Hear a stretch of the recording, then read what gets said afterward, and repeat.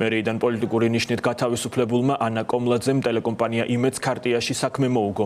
მერიის ყოფილმა თანამშრომელმა ჟურნალისტური ეთიკის ქარტიას მას შემდეგ მიმართა, რაც პროპაგანდისტულმა მედიამ მის შესახებ Facebook-ზე ეგრეთ წოდებული ქარდი გამოაქვეყნა, წარწერით, რომ ის რადიკალური ოპოზიციის მხარდამჭერია.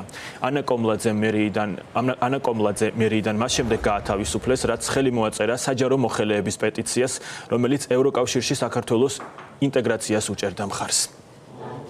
ტელეკომპანია მაყურებელს მიაწოდა არაზუსტი ინფორმაცია, წახალისა დისკრიმინაცია და ეს გააკეთა განზრახ, რაც საკმაოდ სერიოზული დანაშაულია ჟურნალისტის მხრიდან. ძალიან კარგი პრეცედენტია ეს, რომ ქარტია ცნო ტელეკომპანია იმედი პრინციპების დამრღვევად და იმ დროს, როცა თვითონ ხელისუფლება გარკვეულ სიტყვების გამო ტელეკომპანიებს უჩივის, თვითონ მათი მხარდამჭერი და მათი პროპაგანდისტი ტელევიზიები აი ესეთ დისკრიმინაციის წამახალისებელ და სიძულვილის წამახალისებელ ქმედებებს სჩადიან, როდესაც ყოველს გვიწოდებენ რადიკალებს. ასე რომ გარკვეული იურიდიული ნაბიჯები ჩვენი მხრიდანაც გადაიდგმება და მათ ამისთვის საკადრისი პასუხი მოეთხოვებათ ამ ცილისწამებისთვის და შუღლის და სიძულვილის გაღვივებისთვის.